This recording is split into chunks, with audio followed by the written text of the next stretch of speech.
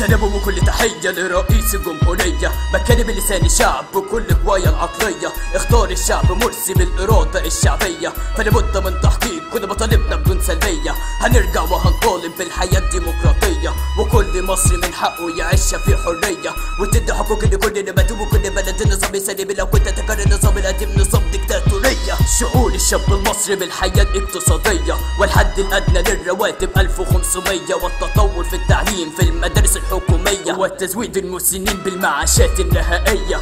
رمزك الرئاسي العدالة والحرية، فبإيدك انت تغير من حياة اجتماعية. فلابد تكون البلد آمنة اللي لو بقيت بعدل الدين تلاقي نفسك بقيت ساكن بين ايد المصريين.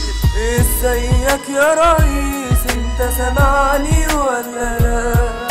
ازيك يا ريس انا مواطن اتشنى في عهد الظلم السابق، حقي من ايدي اتسرق. بكلمك يا ريس وقلبي مليان بالألم. نقطة من أول السطور إننا نبتدي في صفحة جديدة، انهيار جدار الصمت السبب في مواقف عديدة. رئيس الجديد الفيصل بينا الميدان، لازم تتأكد إن ما بقاش حد فينا دلوقتي جبان. ممكن ما كانش صوتي ليك في البداية اعتراض، بس القرار بين إيديك وأنت عليا اتفرضت. احترمت رأي مؤيدك مع إني من المعارضة، فالطبيعي توفي بوعودك وتحقق مشروع النهضة. الوضع الراهن في البلاد بيجبرنا على الاستعداد إننا نتوحد وبعزيمة وبقوة نمحي الفساد. آن الأوان نشوفها جنة من أراضيها نرتوي. قانون الطبيعة بيحكمنا والمجرم لازم يتشوي. سياسة الدولة القوية بتكمن في تعدد الأحزاب، لازم تتيح الفرصة للجميع وتبعد عن الكلاب. رسالة شكر لكل اللي وقف مع ثورتنا، اسمح لي يا دكتور حلمنا نحقق حريتنا. ازيك يا ريس انت سامعني ولا لا؟ ازيك يا ريس انا مواطن اتشنى في عهد الظلم السابق، حقي من ايدي اتسرق. بكلمك يا ريس وقلبي مليان بالألم. كلام كتير اتقال انك موجه من الاخوان، جاي عشان تكتب نفسنا هتودينا في خبر كان. سمعت كلام كتير وفي النهاية صدقتك انت، حسيت فيك بالسماحة وانك هتحمي ثورتنا. معاك مليون ثقة اوعك تخيب ثقتنا، رفعنا اسمك فوق اياك تضيع حياتنا. اسمع كل المطالب شارك في تعمير بيوتنا، بلاش نحلم معاك وزي اللي قبلك تبعنا. حفظك كتاب ربك احسن من اي سلطة وجاه، باذنه هيساعدك تعلى بمصر يا مرساه. شعبك شعب اصيل مهما عملت فيه تعاطف، لكن لو بعت يوم مصيرك هو انت عارف. قبلك جراله ايه بقدرة ربك واديك شايف، يمهل ولا يهمل ولا انت من جواك مش خايف. ازيك يا ريس انت سامعني ولا لا؟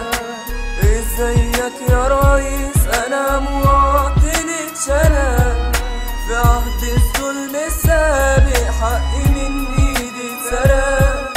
بكلمك يا ريس وقلبي مليان بالألم. قدرنا انت واحنا قدرك، لا اعتراض ده قدرنا وقدرك. يا ترى هتساعدنا اننا نحقق التغيير؟ اوعى تنسى يا ريسنا احتفالنا في التحرير، اعلن فوزك حمسنا خلى عنا دي هتطير. ما تنساش رئيسنا دم الشهداء اللي اتباع، ما تنساش رئيسنا حق الغلبة اللي ضاع، تعويض حقهم اللي عاشوا سنين في الضياع. اصل لما تشوف بني ادم ضحى بحياته ما حطش في دماغه اهله وناسه، حط مستقبل بلاده، يبقى اقل حاجة تحققها له امنياته. اقصد اقول لك اللي كانت امنياته، وبقول لك مش فارقه اخوان ولا بقايا نظام. انا يهمني مصلحتي تبقى اهم اهتمام، ومعاك بروحي ودمي مش همانع تبقى رئيس، بس تبقى عادل تبقى رئيس بمعنى رئيس، وما تجريش ورا الماده احنا مش شعب رخيص. ازيك يا ريس انت سامعني ولا لا؟ ازيك يا ريس انا مواطن اتشنى في عهد الظلم السابق، حقي من ايدي اتسرق. بكلمك يا ريس وقلبي مليان بالألم. ازيك يا ريس انت سامعني ولا لا؟ ازيك يا ريس انا مواطن اتشنى في عهد الظلم السابق، حقي من ايدي اتسرق. بكلمك يا ريس وقلبي مليان بالألم.